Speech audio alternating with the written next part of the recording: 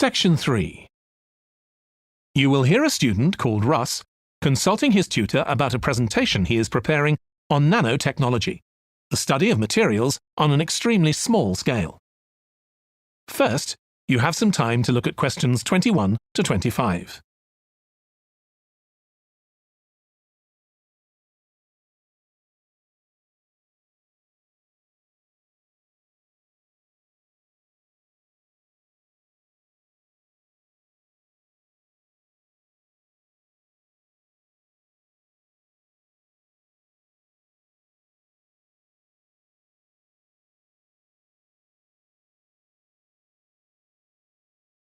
Now listen carefully and answer questions 21 to 25. Come in, Russ. Thank you. Now, you wanted to consult me about your class presentation on nanotechnology. You're due to give it next week, aren't you? That's right, and I'm really struggling. I chose the topic because I didn't know much about it and wanted to learn more, but now I've read so much about it, in a way there's too much to say. I could talk for much longer than the 20 minutes I've been allocated. Should I assume the other students don't know much and give them a kind of general introduction, or should I try and make them share my fascination with a particular aspect? You could do either, but you'll need to have it clear in your own mind. Then I think I'll give an overview. OK. Now, one way of approaching this is to work through developments in chronological order. Uh-huh. On the other hand, you could talk about the numerous ways that nanotechnology is being applied. You mean things like thin films on camera displays to make them water repellent and additives to make motorcycle helmets stronger and lighter? Exactly. Or another way would be to focus on its impact in one particular area, say medicine or space exploration. That would make it easier to focus. Perhaps I should do that. I think that would be a good idea. Right. How important is it to include slides in the presentation? They aren't essential by any means. And there's a danger of tailoring what you say to fit whatever slides you can find.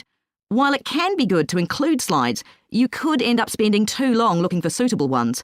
You might find it better to leave them out. I see. Another thing I was wondering about was how to start. I know presentations often begin with, first I'm going to talk about this, and then I'll talk about that. But I thought about asking the audience what they know about nanotechnology. That would be fine if you had an hour or two for the presentation, but you might find that you can't do anything with the answers you get, and it simply eats into the short time that's available. So maybe I should mention a particular way that nanotechnology is used to focus people's attention. That sounds sensible. What do you think I should do next? I really have to plan the presentation today and tomorrow. Well, initially, I think you should ignore all the notes you've made, take a small piece of paper and write a single short sentence that ties together the whole presentation. It can be something as simple as, nanotechnology is already improving our lives. Then start planning the content around that. You can always modify that sentence later if you need to. OK. Before you hear the rest of the discussion, you have some time to look at questions 26 to 30.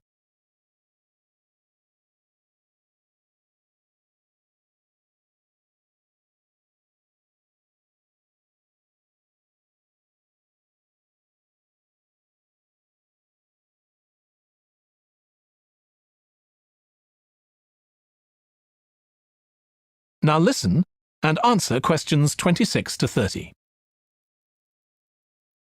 OK, now let's think about actually giving the presentation. You've only given one before, if I remember correctly, about an experiment you'd been involved in. That's right. It was pretty rubbish. Let's say it was better in some respects than in others. With regard to the structure, I felt that you ended rather abruptly, without rounding it off.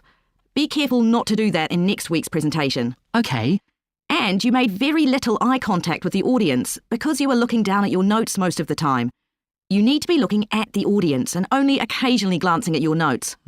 Your body language was a little odd. Every time you showed a slide, you turned your back on the audience so you could look at it. You should have been looking at your laptop. And you kept scratching your head, so I found myself wondering when you were next going to do that, instead of listening to what you were saying. Oh dear. What did you think of the language? I knew that not everyone was familiar with the subject, so I tried to make it as simple as I could. Yes, that came across. You used a few words that are specific to the field, but you always explained what they meant, so the audience wouldn't have had any difficulty understanding. Uh-huh. I must say, the handouts you prepared were well thought out.